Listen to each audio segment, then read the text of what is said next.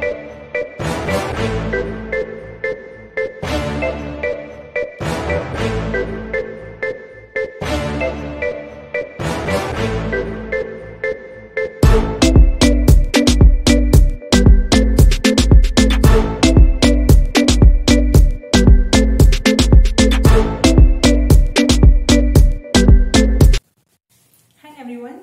our next question is the Gauss conformation of N-butane processes.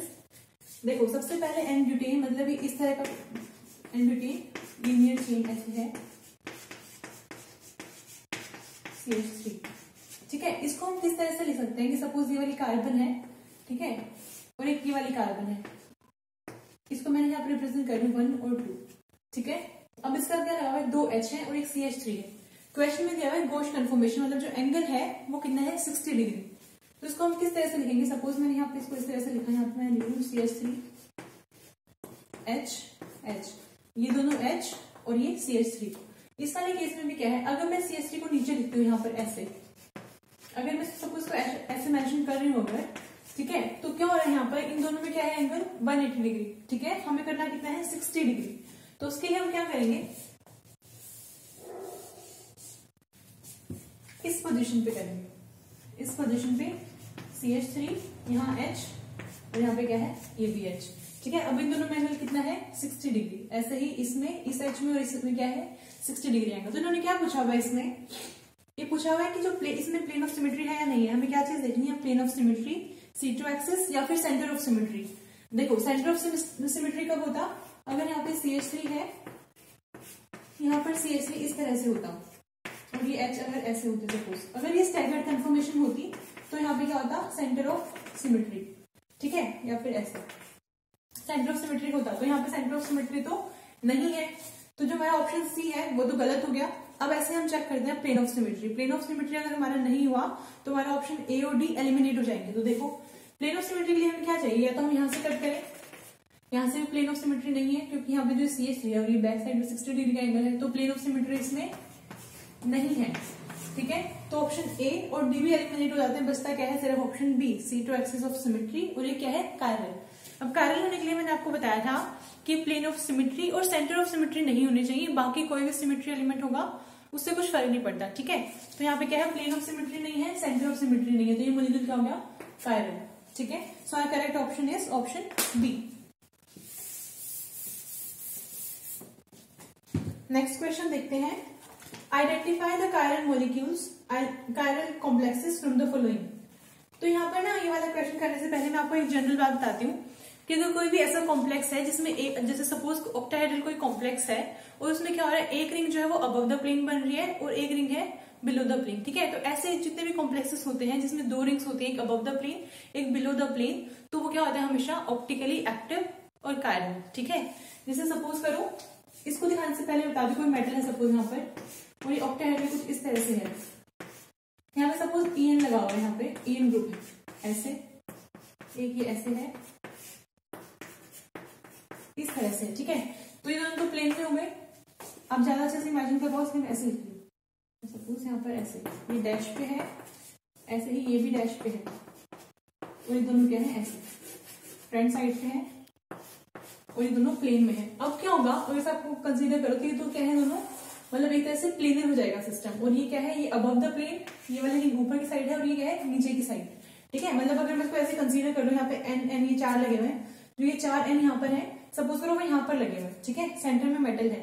अब एक क्या है, एक रिंग ऊपर से है और जो ये वाली रिंग है वो नीचे से है, ठीक है। तो इसमें कभी भी क्या होगा, प्लेन ऑफ सिमेट्री नहीं होता है।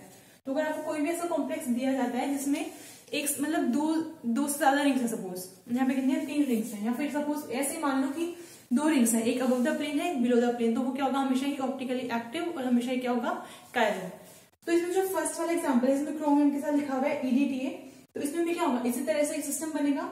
ऐसे ही जो बी है इसमें क्या लगेगा बाइपिरिडाइन, ये क्या होता है इस तरह का जो कॉम्प्लेक्स पिरिडीन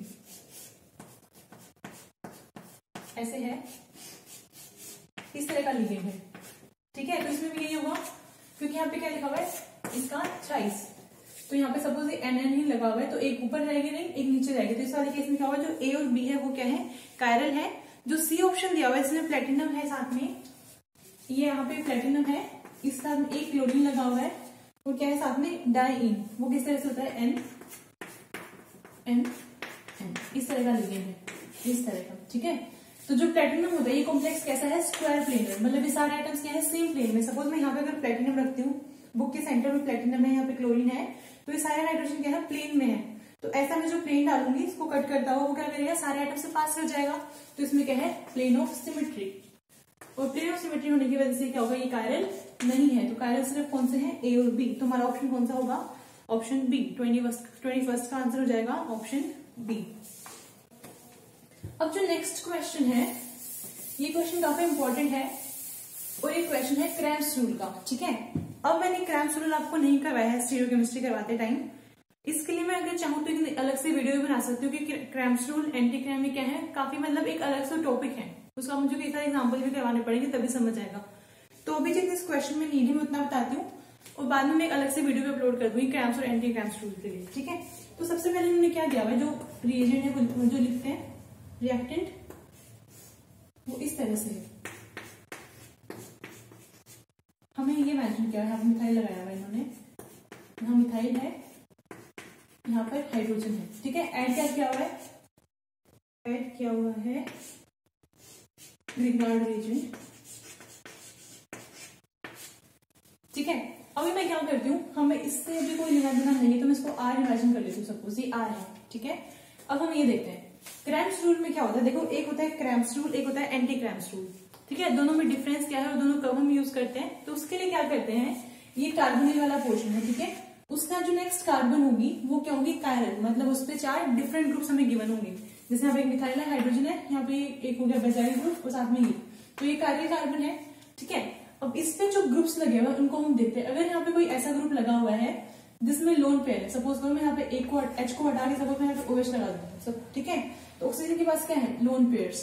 तो जब ऐसा कोई केस होगा जहाँ पे ये ऐसा कुछ मतलब प्रेजेंट होगा कोई ग्रुप जिसके पास लोन पेयर्स हैं और साथ में यहाँ पे रिएजेंट भी कोई ऐसा प्रेजेंट होगा जो रिलेट कर सकता है, तो हम यूज करते हैं एंटी क्रैम्स रूल, ठीक है।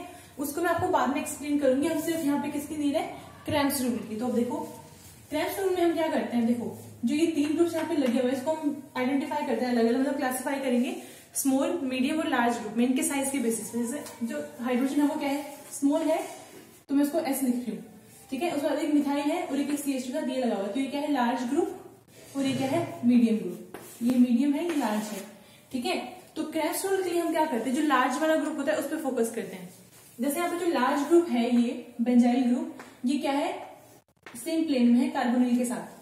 तो अगर ये सिन है, जैसे हम सिस और ट्रांस देखते हैं ऐसे सिन और एंटी भी होता है। सिन मतलब दोनों सेम साइड पे है, जैसे यहाँ पे ये दोनों सेम साइड पे, तो ये क्या है सिन। तो अगर ये दोनों सेम साइड पे होते हैं क्वेश्चन पे, तो जो यहाँ पे रिएजेंट होगा मतलब न्यूक्लियोफाइल जो होगा, क्योंकि ऐसे ब्रेक करेगा ना नेगेटिव, यहाँ पे आएगा पॉजिटिव। तो जो न्यूक्लियोफाइल यहाँ से अटैक करेगा, सपोज यहाँ पे RNGX अगर है तो वहां से क्या करता है R- अटैक करेगा। तो R- को अगर अटैक करना है तो वो कहां से करेगा, अगर जो लार्ज ग्रुप वो सेम पोजीशन में है, मतलब दोनों के साथ दोनों सेम साइड पे हैं, तो वो अटैक करेगा कौन से साइड से, स्मॉल ग्रुप की साइड से, ठीक है। मैं यहाँ पे लिख देती हूँ कि लार्ज ग्रुप सिन है कार्बोनिल के साथ, तो अटैक कहां से होगा, स्मॉल ग्रुप की साइड से, अटैक फ्रॉम स्मॉल ग्रुप, ठीक है। मतलब स्मॉल ग्रुप डैश पे है तो जो R- यहाँ से आएगा वो भी डैश पोजीशन में ही लगेगा, ठीक है। मतलब ये क्रैम्स रूल क्या करते हैं, हम जो स्टीरियोकेमिस्ट्री होने वाली है प्रोडक्ट की वो इससे क्या करते हैं प्रिडिक्ट कर सकते हैं। सपोज करो लार्ज ग्रुप जो है एंटी है, ठीक है। अगर लार्ज ग्रुप एंटी हो जाता है आपके पास दो चॉइसेस होती है उस केस में। आप क्या कर सकते हो, एक काम तो ये कर सकते हो कि जो एंटी है उसको रोटेट करके सिन ले जाओ, ठीक है। उसको रोटेट करके उसके प्लेन में ले जाओ, सिन कर दो उन दोनों को, और फिर आपको क्या करना है अटैक करवा दो स्मॉल ग्रुप से, ठीक है। अगर आपको लग रहा है कि आपको चेंज करने में वापस रोटेट करने में आप गलती कर सकते हो, तो इसको ऐसे याद रखो, अगर लार्ज ग्रुप एंटी है तो आप अटैक कहां से करवाओगे, मीडियम ग्रुप से।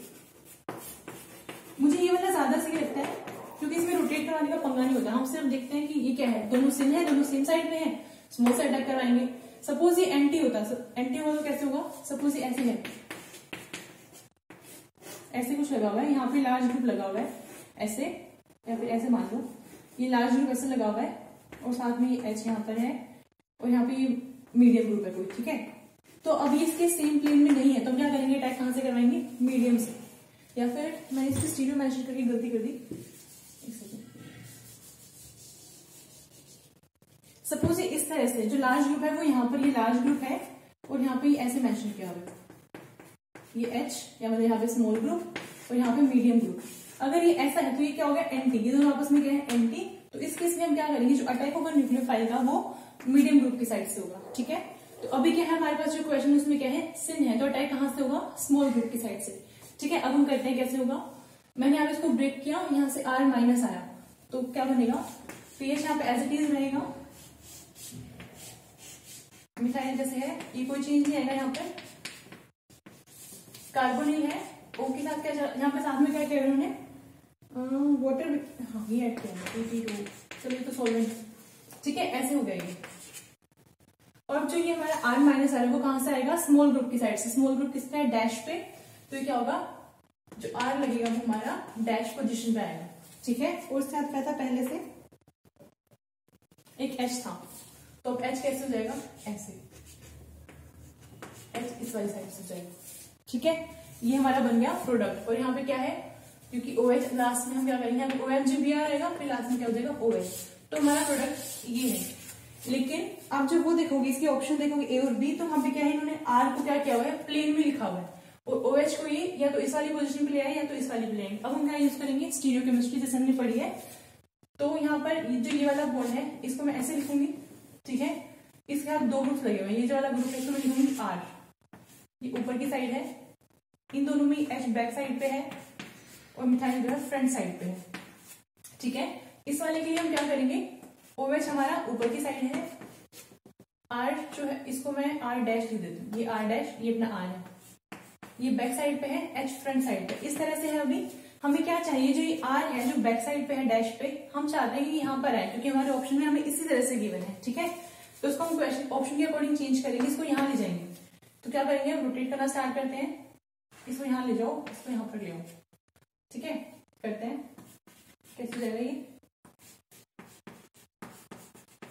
मिथाइल, और ये क्या हो जाएगा, रोटेट करके ये R ऊपर चला गया है और यहाँ पे क्या हुआ, H इसकी पोजीशन पे आ गया, H बैक साइड पे चला गया, OH क्या आ गया फ्रंट साइड पे। तो अब क्या होगा, इसको अगर मैं लिखूं तो हम किस तरह से लिख सकते हैं, तो प्लेन में है, जैसे ये था बिल्कुल चेंज नहीं होगा, वैसे कलर से लिखेंगे क्योंकि हमने इसमें कोई भी चेंज नहीं किया है। तो ये तो ऐसे हो जाएगा, मिथाइल डैश पे H।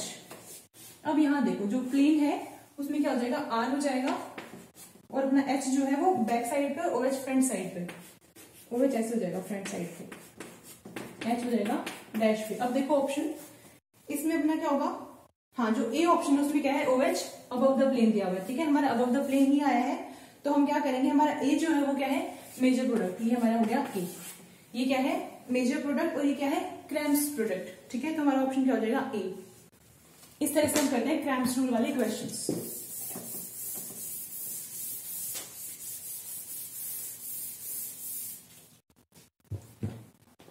नेक्स्ट क्वेश्चन है, the most stable conformations of 1,2-डाइफ्लोरोइथेन एंड Dl2,3-ब्यूटेनडायोल आर। हाँ, इसके लिए आपको कुछ चीजें पता होनी चाहिए।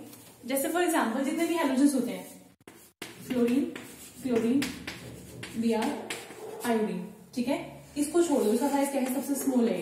इन चारों में सबसे छोटा फ्लोरीन होता है। अब ये क्या करते हैं, ये प्रेफर करते हैं 180 डिग्री पे रहना, ठीक है। मतलब अगर कोई कंफर्मेशन है, अगर एक यहाँ पे Cl लगा हुआ है तो दूसरा अगर Cl है इस वाली कार्बन में सपोज, तो वो क्या करेगा, यहाँ पर रहेगा, ठीक है, क्योंकि स्टेरिक हिंड्रेंस की वजह से यहाँ पर होगा तो स्टेरिक हिंड्रेंस होगी, ठीक है। तो क्या करते हैं 180 डिग्री पे रहते हैं। इनके लिए स्टेबल कौन सी होती है, स्टैगर्ड कंफर्मेशन, ठीक है। लेकिन जो फ्लोरीन होता है ये एक्सेप्शन है, इसके लिए स्टैगर्ड नहीं, गोश ज्यादा स्टेबल होती है, ये ज्यादा स्टेबल होती है, ठीक है। और उसके बाद उन्होंने पूछा डायोल्स, हाँ एक डायोल्स का केस आता है, मतलब अभी दो OH ग्रुप किसी है, किसी सिस्टम में दो OH ग्रुप लगे हुए हैं। तो बात ये है, जब OH लगे हुए हैं दो OH, तो उनमें क्या होगी, हाइड्रोजन बॉन्डिंग, ठीक है। और हाइड्रोजन बॉन्डिंग जिस भी कंफर्मेशन में पॉसिबल हो पाएगी वो सबसे ज्यादा स्टेबल होगा, ठीक है। और अब हाइड्रोजन बॉन्डिंग होने की कंडीशन क्या है कि एंगल जो है दोनों OH के बीच का वो कितना होना चाहिए, 60 डिग्री। मतलब अगर इस तरह से कुछ है, इस तरह से कुछ है, तो एक अगर OH यहाँ पे लगाया हुआ है तो जिस भी कंफर्मेशन में OH यहाँ पर होगा या यहाँ होगा, तो इनके बीच का एंगल कितना है, 60 डिग्री। ठीक है, तो वो वाला ज्यादा स्टेबल होगा ड्यू टू हाइड्रोजन बॉन्डिंग, क्योंकि हाइड्रोजन बॉन्डिंग पॉसिबल तभी होती है जब एंगल कितना हो 60 डिग्री। ठीक है, और अगर मैं OH को यहाँ पर रख दूं, सपोज इस वाले OH को या मैं यहाँ पर रख दूं, तो कितना हो जाएगा एंगल 180 डिग्री। ठीक है, तो इस वाले केस में स्टेबल नहीं होता। इसमें भी क्या होती है, गॉस कन्फर्मेशन ज्यादा स्टेबल होती है स्टेगर्ड से। ठीक है, तो आपको ध्यान रखना है OH वाला केस और फ्लोरीन वाला केस। फ्लोरीन में भी क्या है, गॉस जो होती है वो ज्यादा स्टेबल होती है। अब इसका रीजन क्या है फ्लोरीन वाले केस में, सपोज करो मैंने यहाँ पे कुछ लगाया, जैसे ये क्वेश्चन दिया हुआ है यहाँ मैंने लगाया फ्लोरीन। ठीक है, अब जो दूसरे वाले पीछे बैक कार्बन है उस पर फ्लोरीन यहाँ लगा हुआ है, एक यहाँ लगाया हुआ है। ठीक है, एक ये वाला केस है और एक ये वाला केस है, जिसमें मैं इसको क्या कर रही हूँ, एंटी कर रही हूँ यहाँ पे फ्लोरीन को। ये दो केसेस हमारे पास पॉसिबल है।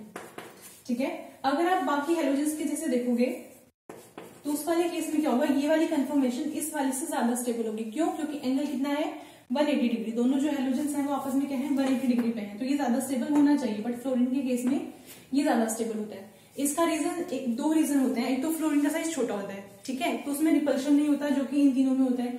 और दूसरा रीजन ये है कि अगर मैं इसको ड्रॉ करूँ, सपोज ये बॉन्डिंग है इसका ऑर्बिटल, तो यहाँ पे क्या होगा नीचे की साइड एंटी बॉन्डिंग। ठीक है, ये एंटी बॉन्डिंग, और जो ये H है, जो यहाँ पे H है, इसका क्या होगा, यहाँ पे कैसे ड्रॉ करूँ मैं इसको, जैसे सपोज, तो यहाँ का जो इसका जो बॉन्डिंग होगा H का, वो क्या करेगा, इसके एंटी बॉन्डिंग में इलेक्ट्रॉन्स देगा। ठीक है, तो इसकी स्टेबिलिटी क्या होती है, बढ़ जाती है।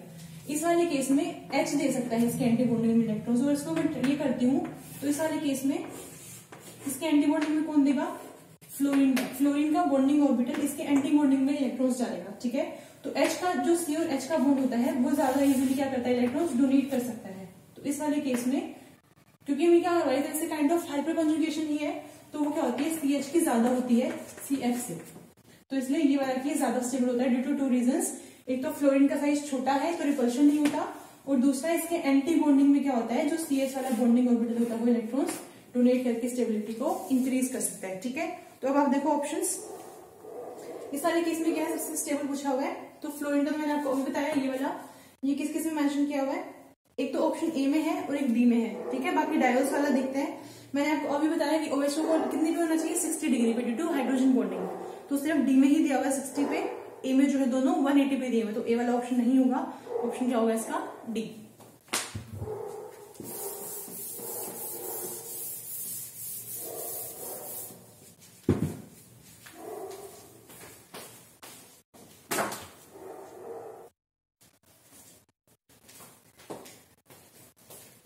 अब नेक्स्ट क्वेश्चन करते हैं, इसमें क्या पूछा हुआ है, the IUPAC name for the compound given below is. देखो, आप जब चारों इसके ऑप्शन देखोगे तो आपको क्या पता चलेगा कि जो नेमिंग है उसमें कोई भी चेंजेस नहीं है, सारे ऑप्शंस में सेम है। चेंज कहां पर है, सिर्फ RS कॉन्फ़िगरेशन में और EZ कॉन्फ़िगरेशन में। ठीक है, तो हम सबसे पहले बस वही करेंगे, पूरा देखने की जरूरत नहीं है। सिर्फ यहाँ पे ऐसे दिया हुआ है, यहाँ पे डैश पे OH है, तो इसका हम निकाल लेते हैं फटाफट से। RS 1 4 2 3 क्या होगा, R होना चाहिए, बट क्या होगा S, क्योंकि ये क्या है वेज पे। तो S वाले ऑप्शन कितने हैं, S वाले ऑप्शन है B और D। अब यहाँ पे देखते हैं इसकी कॉन्फ़िगरेशन इस तरह से दी हुई है, तो क्या यहाँ पर H है, यहाँ पर H है। अगर हम प्रायोरिटी देना शुरू करेंगे, इसको मिलेगी 1, प्रायोरिटी को 2 मिलेगी, इसको 1, इसको 2, तो 1 और 1 आपस में क्या है ट्रांसपोजिशन पे, तो ये क्या हो गया E।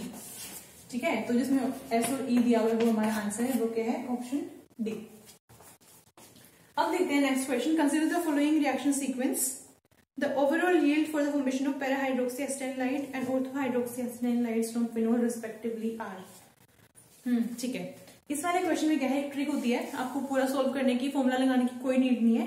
वो ट्रिक क्या है कि देखो, जैसे आपने फर्स्ट वाली रिएक्शन में पूछी हुई है, यील्ड पूछी हुई है, तो उसके लिए हम क्या करते हैं, ये वाला क्वेश्चन बहुत सिंपल है, अगर आपको ट्रिक पता हो तो। देखो, जो फर्स्ट वाला केस है उसमें हमें फिनोल दिया हुआ है। ठीक है, और फिनोल से क्या बन रहा है हमारे पास, एक स्टेप है उसमें यहाँ पे एक प्रोडक्ट बना है, मैं पूरा प्रोडक्ट नहीं लिखी हूँ, सपोज ए बना है वहां पे, और ये कितना % बना है 70%। ठीक है, ऐसे ही उसके बाद नेक्स्ट स्टेप में बी बना है, वो कितना है 90%। यहाँ से क्या बना है सी, वो बना है अपना 90%, ये फर्स्ट केस में। ठीक है, आपको निकालनी है जो ये सी है इसकी ओवरऑल यील्ड कितनी है। ठीक है, वो निकालने के लिए हम क्या करते हैं, जितने भी ये परसेंटेज गिवन है आप क्या करोगे, 70 divide by 100 into 90 divide by 100 90 divide by 100 और लास्ट में इंटू 100। बस इसको सोल्व कर दो, वही है आपका आंसर। ठीक है, आप कैलकुलेटर से इसको सोल्व कर देना। मैं डायरेक्ट यहाँ पे आंसर लिख रही हूँ, तो उसका आंसर कितना आएगा 57%। ठीक है, आपको सिर्फ यही करना होता है। आपको जितनी परसेंटेज गिवन होती है सबको डिवाइड बाय 100 करके लास्ट में इंटू 100 कर देना है। ठीक है, ऐसे ही जो सेकंड वाला पार्ट है उसमें क्या करेंगे, 25% गिवन है तो 25 बाय 100, उसके बाद 90% गिवन है तो 90 बाय 100 और लास्ट में क्या है, एक बार फिर से 90% ले लें, ये करेंगे और लास्ट में क्या कर देंगे इंटू 100। बस यही आपका आंसर आएगा। इसको सोल्व करने से आएगा आपके पास 20%। तो बस यही है आंसर। ठीक है, आपको कोई फॉर्मूला लगाने की नीड नहीं है, सिर्फ ऐसे ही हम ट्रिक से सोल्व करेंगे इसको।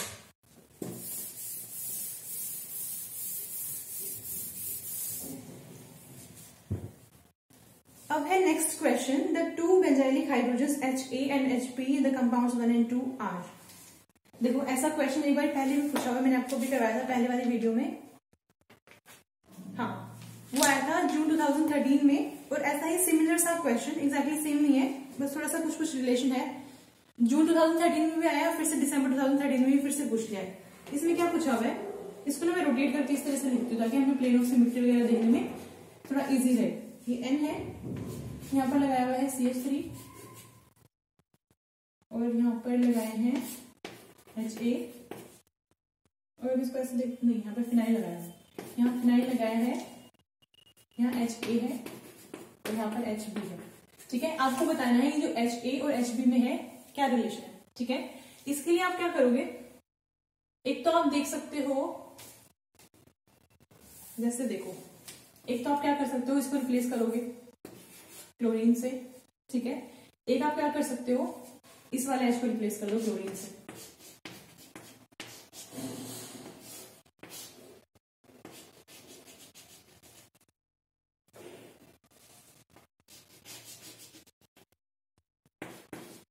ये H रखो इसको और यहाँ पर कर दो रिप्लेस क्लोरीन से। ठीक है, अब हमें क्या करना है, मैं आपको बोलती थी सिंगल बॉन्ड के अराउंड हम क्या कर सकते हैं, रोटेट कर सकते हैं। ठीक है, जब आप रोटेट करोगे तो क्या होगा, सपोज तो HA को हटा देते क्योंकि हमें रोटेट करना है। अब मैं रोटेट करने के लिए इसको क्या करती हूँ,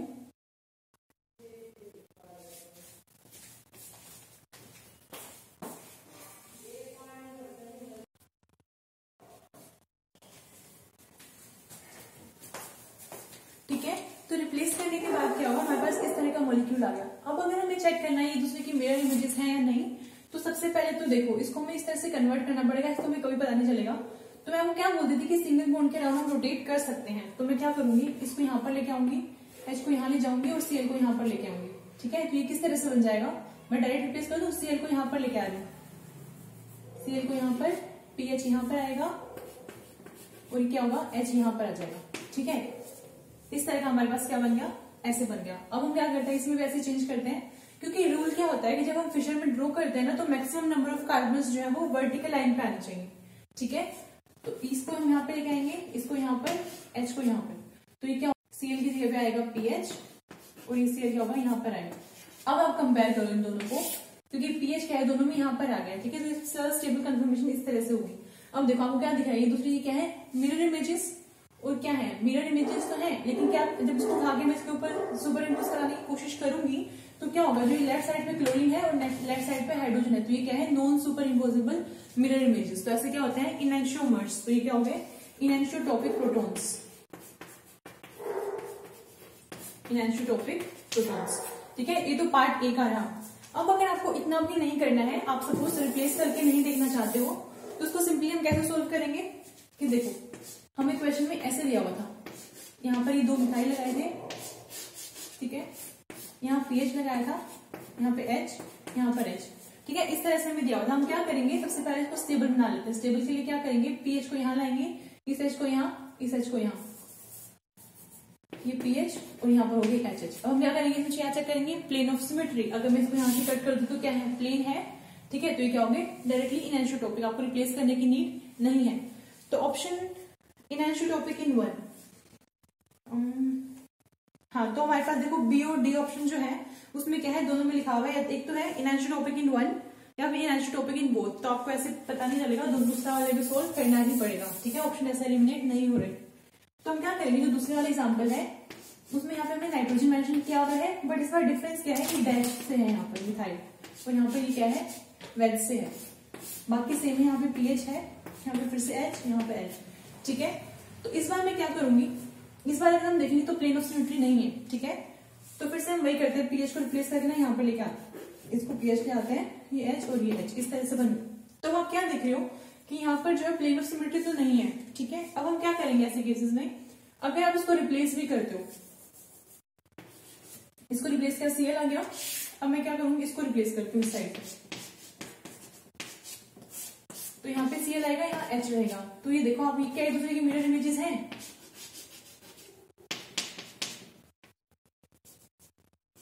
जो जैसा है ऊपर वो वैसा ही रहेगा। अब आप देखो ये आप एक दूसरे की मिरर इमेजेस है, नहीं है, क्योंकि यहाँ पे जो ये लेफ्ट साइड पे है वो यहाँ पे भी लेफ्ट साइड पे ही है। अगर मिरर इमेज होता तो ये वाला पोर्शन उसको यहाँ दिखता। ठीक है, तो ये दूसरी क्या है, ये मिरर इमेजेस नहीं है। ठीक है, तो ऐसे वाले केस में क्या होता है, डायस्टीरियोटोपिक प्रोटॉन्स। ठीक है, अब मैं आपको एक और ट्रिक बताती हूँ कि ऐसे मिरर इमेज देखने की बजाय सबसे ज्यादा सिंपल क्या होता है। अगर आपको दिख रहा है कि वो मिरर इमेजेस नहीं है, तो हम एक सिंपल से ट्रिक यूज करते हैं। अगर किसी कंपाउंड में ऑलरेडी ये कायरल सेंटर प्रेजेंट है, ठीक है, जैसे यहाँ पर ये वाला सेंटर क्या है, कायरल है, ये वाला सेंटर भी क्या है, कायरल है। तो अगर कंपाउंड में ऑलरेडी एक या एक से ज्यादा कायरल सेंटर्स प्रेजेंट होते हैं, तो अगर कोई दूसरे एच का रिलेशन हमसे पूछा जाएगा, सपोज यहाँ पे एच था, इन दोनों का रिलेशन हमसे पूछा जाए, तो आप डायरेक्ट लिखोगे डायस्टीरियोटोपिक। ठीक है, ये हमेशा ही मतलब फॉलो होगा ये रूल। अगर किसी कंपाउंड में पहले से कोई कायरल सेंटर प्रेजेंट है, ठीक है, और फिर हमें नेक्स्ट टाइम बताना है कि कोई दो एच को पूछ रहा है, वो किस तरह एच है, तो वो हमेशा ही डायस्टीरियोटोपिक होंगे, क्योंकि उसमें पहले से कायरल सेंटर प्रेजेंट है। ठीक है, और अगर कायरल सेंटर प्रेजेंट नहीं है, जैसे मैंने आपको ऐसे एग्जांपल्स भी करवाए हैं पहले। ठीक है, अगर यहाँ पे सपोज कायरल सेंटर प्रेजेंट नहीं होता और फिर आपसे पूछते हैं दोनों का रिलेशन, तो क्या होता है, इनएनिसोटोपिक प्रोटॉन्स। ठीक है, तो ये इस तरह से भी देखते हैं। और फिर से नेक्स्ट आया है the IUPAC name of the compound given below. तो यहाँ पर मैं आपको फिर से बोल रही हूँ, जो सीरीज होती है आपको वो याद होनी चाहिए कि प्रायोरिटी हम कैसे कैसे देते हैं, कौन से वाले ग्रुप को पहले प्रायोरिटी मिलती है। क्योंकि देखो IUPAC नेमिंग ऑलमोस्ट हर साल एक बार तो क्वेश्चन आ ही रहा है। ठीक है, इसके लिए आप क्या करोगे, आपको पता होना चाहिए कि सबसे पहले प्रायोरिटी मिलती है इन को। अगर हम यहाँ से नंबरिंग करते हैं 1 2 3 4 5 6, ठीक है, और अगर मैं यहाँ से नंबरिंग करती हूँ साइड से 1 2 3 4 5, देखो कुछ डिफरेंस नहीं आएगा। यहाँ से इस वाली एल्कीन को 2 मिल रहा था, यहाँ से आता तो इस वाले एल्कीन को 2 मिल रहा है। डिफरेंस कहाँ पर आ रहा है, अगर हम लेफ्ट साइड से स्टार्ट करते हैं तो क्लोरीन को 3 मिलेगा, थर्ड पोजीशन पे क्लोरीन लगा हुआ है, और अगर यहाँ से हम स्टार्ट करेंगे तो फोर्थ पोजीशन पे क्लोरीन लगा हुआ है। ठीक है, इसलिए प्रेफर कौन सी होगी, यहाँ से जब हम करेंगे थर्ड पे क्लोरीन होगा।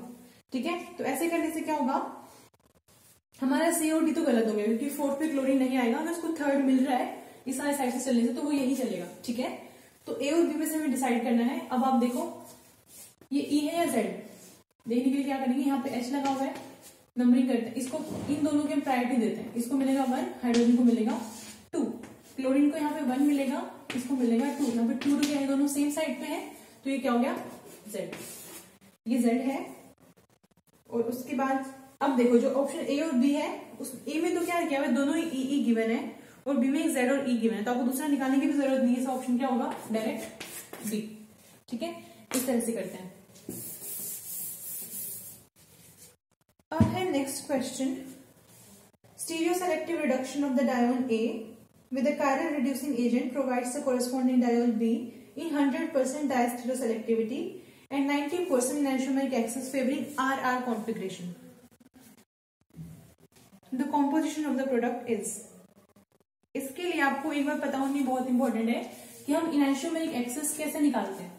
ठीक है, इनैंशियोमेरिक एक्सिस निकालने का फॉर्मूला होता है enantiomeric present in major amount minus enantiomer present in minor amount.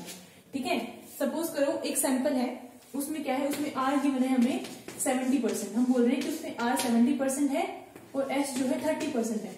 ठीक है, आपको उसे क्या निकालनी है, इनैंशियोमेरिक एक्सिस। तो हम कैसे निकालेंगे, मेजर मतलब 70 माइनस 30, तो इसका इनैंशियोमेरिक एक्सिस कितना हो गया 40%। अब इस इनैंशियोमेरिक एक्सिस का एक्चुअली मीनिंग ये है कि देखो जैसे 70 प्लस 30 तो 100% सोल्यूशन है। ठीक है, तो यहाँ पे जैसे इसको पोलैरिमीटर में हम डालते हैं, तो सपोज ये R है और ये S है। सपोज करो ये क्या कर रहा है, इसको क्लॉकवाइज टर्न कर रहा है, 70% इसको क्लॉकवाइज टर्न कर रहा है, और जो 30% है वो उसको एंटी क्लॉकवाइज टर्न कर रहा है लाइट को। तो जो 30% वाला पोर्शन यहाँ का, जो इसको मैं क्या कर रही हूँ, डिवाइड कर देती हूँ 40 + 30, ठीक है। तो ओवरऑल क्या होगा, ये 40% जो है वो क्या है, क्लॉकवाइज रोटेशन, और ये 30% क्या है, क्लॉकवाइज रोटेशन। यहाँ पे क्या है, 30% एंटी क्लॉकवाइज। तो एफ की जो एंटी क्लॉकवाइज रोटेशन है 30%, वो इसकी 30% क्या कर रही है, कैंसिल कर रही है। तो इसका ये वाला पोर्शन तो हट गया, ये वाला पोर्शन तो पूरा 0 हो गया। अब मैं आपको बोल रही हूँ, मैंने एक चीज को ऐसे टर्न किया, सपोज मैंने एक चीज को ऐसे टर्न किया, आपने वापस पकड़ के इसको ऐसे कर दिया, तो कोई चेंज आया नहीं आया। तो इस वाले केस में क्या हुआ, 30% तो कैंसिल हो गया, बचा कितना, 40%। तो ओवरऑल क्या है, आइसोमेरिक एक्सिस कितनी है, 40%, ठीक है। अब इन्होंने क्या दिया हुआ है कि जो प्रोडक्ट है ना उसमें कितनी एक्सेस, इसमें है 90% इन आइसोमेरिक एक्सिस। तो हम पहले ना ऑप्शंस एलिमिनेट करते हैं। जो ऑप्शन ए गिवन है उसमें हमें दिया हुआ है एक 90% मेजर दिया हुआ है और 10% क्या है, माइनर दिया हुआ है। तो अगर आपको दोनों का डिफरेंस लोगे कितना आएगा, 80%, ठीक है, 80% इन आइसोमेरिक एक्सिस। बट क्वेश्चन में कितनी गिवन है, 90%। तो ए ऑप्शन तो डायरेक्ट गलत कर दो, ठीक है, आरएस में निकालने की नीड नहीं है। तो ए तो कैंसिल हो गया। बी में देखो 95 - 5 90%, तो ये हो सकता है, ठीक है, तो बी हो सकता है। सी में देखते हैं, सी में क्या है, 90 - 10 80% हो जाएगा, ये भी नहीं हो सकता। हमारे पास क्या बचे हैं, सिर्फ बी और डी हो सकते हैं, ठीक है। अब हम क्या करेंगे, इनका आर और एस कॉन्फ़िगरेशन निकालते हैं, ठीक है। तो सबसे पहले मैं बी वाली भी निकालती हूँ। बी में इस तरह से हमें गिवन है, इस तरह से हमें गिवन है, और ये यहाँ पे OH लिखा हुआ है, OH, यहाँ पर भी OH। अब क्या करेंगे, पहले इसको H शो करते हैं। यहाँ पर इसको मिलेगी फर्स्ट प्रायोरिटी, H को मिलेगी फोर्थ। यहाँ पे कार्बन के साथ ऑक्सीजन है, यहाँ पे कार्बन के साथ कार्बन है, इसको मिलेगी सेकंड, इसको मिलेगी थर्ड। यहाँ से क्या हो गया, R, ये तो हो गया R। इसको कैसे निकालेंगे, 1 डैश पे 4 2 3, ये क्या हो गया S। अब ये R है और ये S है, लेकिन हमें क्या चाहिए, जो मेजर वाला है वो क्या होना चाहिए, RR होना चाहिए, क्योंकि जो मेजर है वो क्या है, 90% isomeric axis favouring RR configuration. तो यहाँ पे तो क्या आ गया, एक R आ गया, एक S आ गया, तो ये तो पॉसिबल नहीं है, इसको हटा दो। ये वाला ऑप्शन भी क्या हो गया, एलिमिनेट। अब हम करेंगे ऑप्शन डी। ऑप्शन डी में क्या है, आपको इस तरह से गिवन है,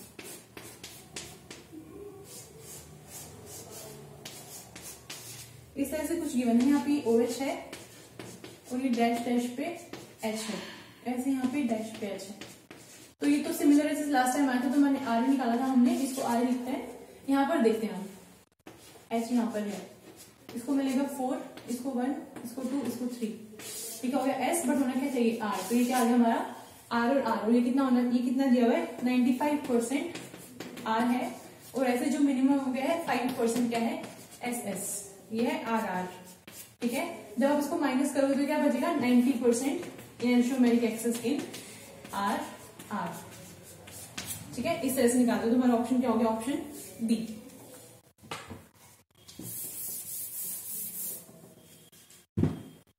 उसके बाद नेक्स्ट क्वेश्चन है, the absolute configuration of the 2 stereogenic centres in the following molecule is. देखो बहुत सिंपल है, बट यहाँ पे ना एक थोड़ा सा ट्विस्ट किया हुआ है हमने क्वेश्चन में। आरएस तो हम निकाल लेंगे, बहुत सारे निकाल के प्रैक्टिस हो गई है, बट यहाँ पे क्वेश्चन में फंसाने वाला काम कहाँ पर है, वो देखना चाह रहे हैं कि आपको आरएस निकालना तो आता है, बट क्या आपको नेमिंग भी आती है, आपको ये पता चलता है कि कहाँ से देनी है नंबरिंग। देखो इस तरह से मैंने कर दी। अब इसमें सिर्फ क्वेश्चन में इतना गिवन है, और क्या पूछा हुआ है, 5 पे ऐसे है, 6 पे ऐसे है, मतलब 5 और 6 जो सेंटर्स हैं उसका हमें निकालना है आरओएस कॉन्फ़िगरेशन। अब नंबरिंग कहाँ से स्टार्ट होगी, वहां से मैटर करता है। सपोज करो मैं यहां से शुरू कर दूं 1 2 3 4 5, ठीक है, तो आप क्या करोगे, 5 वाले आपका ये आ जाएगा। तो नंबरिंग बहुत इंपॉर्टेंट है, कहां से करनी है। मैं यहां से शुरू कर दूं 1 2 3 4 5 इस तरह से, बट आपको पता होना चाहिए कि कार्बोनिल ग्रुप लगा हुआ है, सबसे पहले प्रेफरेंस उसको मिलेगी, तो हम नंबरिंग यहां से शुरू करेंगे, ठीक है। उसके बाद नेक्स्ट देखो, आपको यहाँ जाना है, यहाँ जाना है, 2 यहाँ पर होगा, यहाँ पर होगा। यहाँ पे क्या है, sp3 कार्बन, यहाँ पे क्या है sp2, और sp2 कार्बन की प्रेफरेंस क्या होती है, ज्यादा होती है sp3 से, ठीक है। तो यहाँ पे आएगा 2, यहाँ 3, ये 4, ये 5 और 6, मतलब आपको 5 और 6 की पूछ रहा है, ठीक है। यही है कायरल सेंटर्स। तो आप क्या करोगे, इसके निकालोगे सबसे पहले, फिर इसके निकालोगे, तो आप निकालोगे, ठीक है। करेक्ट आंसर आपको बता देती हूँ, आंसर क्या होगा, सी। 5 पे आएगा S और 6 पे आएगा R। आप निकाल के देख लेना, ठीक है। उसके बाद है next question, the correct statement about the following molecule is. ये क्या है? काइंड ऑफ क्या है? साइक्लोफिन। ठीक है, ये साइक्लोफिन है, यहां पर इस तरह से दिया हुआ है, ब्रोमीन लगाए हैं, यहाँ पर एक Br है और एक Br है यहाँ पर। आपको बताना है सबसे पहले क्या देखा है, मॉलिक्यूल इज कायरल और अकायरल। तो सबसे पहले आपको देखना है मॉलिक्यूल कायरल है या नहीं। मैं आपको ऑलरेडी बता चुकी हूँ, कोई भी मॉलिक्यूल कायरल देखना है या ऑप्टिकली एक्टिव देखना है, आप क्या देखोगे? Plane of symmetry. ठीक है, एक पॉसिबिलिटी क्या है कि हम उसको यहाँ से प्लेन देखें, ऐसे बोर्ड की साइड जाता होगा, ऐसे ऐसे ऐसे वाला। ठीक है, ऐसे वाला प्लेन तो नहीं, क्योंकि नीचे Br है, ऊपर कोई Br नहीं है, तो ये वाला POS तो नहीं है। दूसरा क्या पॉसिबिलिटी है, मैं यहाँ से करूँ इसको कट, तो फिर भी नहीं होगा। तो इसमें क्या है? प्लेन ऑफ सिमेट्री नहीं है। तो प्लेन ऑफ सिमेट्री नहीं है तो ये क्या है? Chiral molecule. तो कायरल वाले ऑप्शन कितने हैं? A और B, molecule is chiral. Next पूछा हुआ है पोसेसिस अ कायरल प्लेन। अब मैंने आपको बताया था पहले वाली वीडियो में जब क्वेश्चन करवाया था कि जो साइक्लोफेन्स होते हैं उनमें कायरलिटी किस वजह से होती है? कायरल प्लेन की वजह से। ठीक है, तो इसका ऑप्शन क्या होगा? Option A। जो कायरल प्लेन होते हैं, जो कायरल प्लेन की वजह से कायरलिटी होती है वो होते हैं साइक्लोफेन्स एज अ कंपाउंड, और साइक्लोऑक्टेन में जो कायरलिटी होती है वो किसकी वजह से होती है? कायरल प्लेन की वजह से। और अगर आपसे पूछा हुआ है कायरल एक्सिस, तो उसके लिए क्या होता है? बाइफिनाइल्स, स्पाइरो कंपाउंड्स और एलीन सिस्टम। ठीक है, तो यहाँ पे क्या होगा? Option A, chiral plane. Next question है, consider the following statements about cis and trans decalin system. हाँ, अब आपको डेकालिन देखो, डेकालिन का मतलब हमारे लिए इतना है। ठीक है, अब दो तरह से पॉसिबिलिटी है, एक तो ये दोनों हाइड्रोजन जो है वो सिस हो। ठीक है, दोनों सेम साइड पे हैं बिलो द प्लेन, तो ये क्या है? सिस। एक क्या पॉसिबिलिटी है?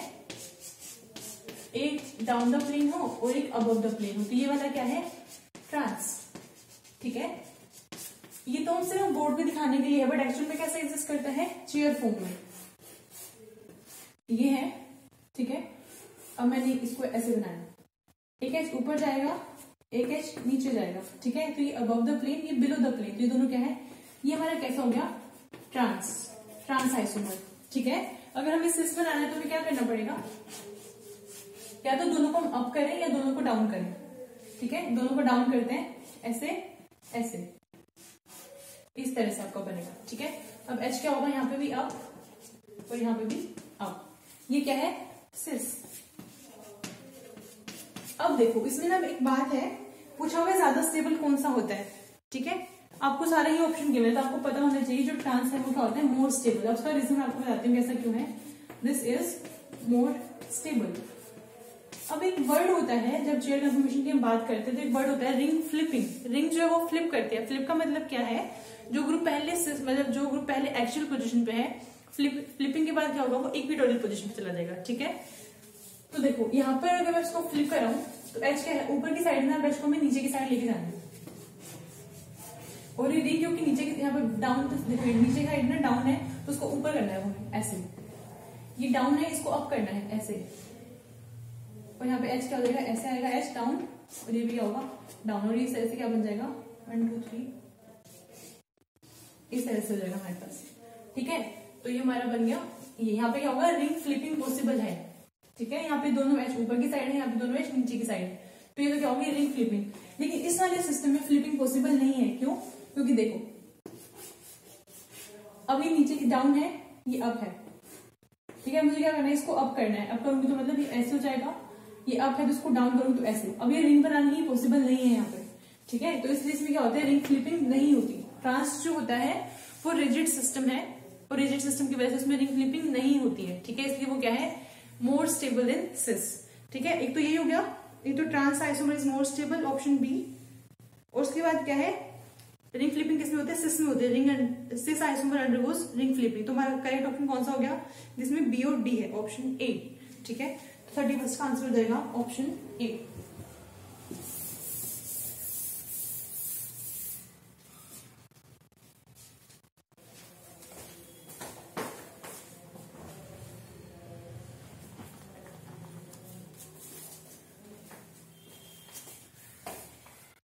अभी नेक्स्ट क्वेश्चन है जिसमें हमसे पूछा हुआ है the configurations of the carbon atom C3 and C4 in D ribose respectively are. देखो अब इस क्वेश्चन को करने के लिए, क्वेश्चन तो बहुत सिंपल है, बट जिसको डी राइबोज का स्ट्रक्चर ही नहीं पता वो तो उसको छोड़ के आएगा, ठीक है। इसलिए आपको थोड़ा सा इतना तो बेसिक नॉलेज होनी चाहिए कि डी राइबोज का स्ट्रक्चर बना पाओ। तो वो किस तरह से होता है, इस तरह से। ये है डी राइबोज का स्ट्रक्चर, ठीक है। और उसमें क्या होता है, तीनों OH राइट साइड पे होते हैं। ये हमारा डी राइबोज का स्ट्रक्चर, ठीक है। इनके स्ट्रक्चर्स के लिए ट्रिक होती है, हम ट्रिक से सारे स्ट्रक्चर्स ड्रॉ कर सकते हैं, उनको याद भी कर सकते हैं, ठीक है। मैं जब वो कार्बोहाइड्रेट्स करवाऊंगी आपको तब बताऊंगी। अभी के लिए हम देखते हैं ये डी राइबोज है। इन्होंने क्या पूछा हुआ है, C3 और C4 की कॉन्फिगरेशन से पूछी हुई है। कार्बन 1 2 3 4। मैंने आपको ट्रिक बताई थी, इस वाले केस में हम क्या कर देंगे, राइट साइड पे होता है OH, तो क्या करते हैं उसको R और R दे देते हैं। ये सारे ही R है, ठीक है। मतलब मैंने बोला कार्बोहाइड्रेट में CHO ऊपर की साइड होगा, और अगर CH2OH नीचे की साइड होता है तो ट्रिक ये है, अगर OH राइट साइड पे तो कॉन्फिगरेशन R होगी, लेफ्ट साइड पे तो S होगी, क्योंकि यहाँ पे तीनों ही राइट साइड में है तो क्या देगी R, ठीक है। अब आप ऑप्शन देख लो, जिसमें दोनों R मेंशन किए हुए हैं, तो वो क्या है, ऑप्शन C। नेक्स्ट क्वेश्चन है, the most stable conformation of neomenthol. फिर से वही बात है, दिसंबर 2014 में दोनों ही ऐसे क्वेश्चन आए जिसमें आपको स्ट्रक्चर पता होना चाहिए। क्या बोल रहे हैं, नियोमेंथोल, ठीक है। इसका स्ट्रक्चर पता होना थोड़ा डिफिकल्ट है, मैंने गूगल से देख के लिखा है। CH3 इस तरह का होता है, OH, और यहां पर होता है CH3 इस तरह का होता है स्ट्रक्चर, ठीक है। ये तो जिसको पता है वही इस क्वेश्चन को अटेम्प्ट कर पाएगा, वरना इतना इजी क्वेश्चन छोड़ के आना पड़ेगा। इसके लिए क्या पूछा है, मोस्ट स्टेबल कन्फर्मेशन। अब देखो इसको ना ऐसे ही रैंडमली नंबरिंग दे देते हैं, 1 2 3 4, ऐसे ही मैं रैंडम नंबर दे दूं, ठीक है। उसके लिए हम क्या करेंगे, अब देखो जैसे जैसे गिवन है, ये अप साइड पे गिवन है ना, तो उसको हम अप साइड पे ही लगाएंगे, ठीक है। अगर मैंने यहाँ लगा दिया, सपोज ये अप साइड पे लगा दिया CH3, 1 2 पे कुछ नहीं है, यहाँ पे 2 पे कुछ नहीं है, थर्ड पे नीचे की साइड है, बिलो द प्लेन, ठीक है, तो नीचे की साइड ही लगाएंगे इसको। 4 पे क्या है, डाउन साइड दिया हुआ है तो डाउन साइड ही लगाएंगे, ऐसे। एक तो हमारे पास ये हुई कंफर्मेशन ऐसे वाली, ठीक है। एक क्या पॉसिबिलिटी है, मैं इसको कैसे बनाऊं, जो CH3 है उसको मैं ऐसे स्टार्ट करूँ यहाँ से इक्वेटोरियल पोजीशन पे, तो ये हो गया 1 2। थर्ड पोजीशन पे क्या है, ये डैश पे, मतलब डाउन साइड पे आएगा, थर्ड पे, फोर्थ पे क्या है, डाउन साइड पे आएगा, तो इस तरह से। अब देखो इन दोनों में से ये दोनों पॉसिबिलिटी है, ठीक है। इन दोनों में से ज्यादा स्टेबल कौन सा है, मैंने आपको क्या बोला था कि जो भी बल्की ग्रुप्स होते हैं वो क्या होते हैं, इक्वेटोरियल पोजीशन पे रहना चाहते हैं, ठीक है, टू अवॉइड 1-3 डायएक्सियल इंटरेक्शन। तो यहाँ पे देखो ये बल्की ग्रुप एक्सियल पोजीशन पे है, ये बल्की ग्रुप एक्सियल पे है, तो ये तो सिस्टम बिल्कुल नहीं है, ये वाला एग्जिस्ट करेगा, ठीक है। अब ऑप्शन में मैच कर दो, जो OH है वो एक्सियल पोजीशन पे होना चाहिए, ठीक है। देखो OH किसमें दिया हुआ है, एक्सियल पे, सिर्फ एक ही option, option B. OH axial पे, आइसोप्रोपाइल इक्वेटोरियल पे, और CH3 भी इक्वेटोरियल, तो करेक्ट आंसर क्या हो जाएगा, ऑप्शन बी।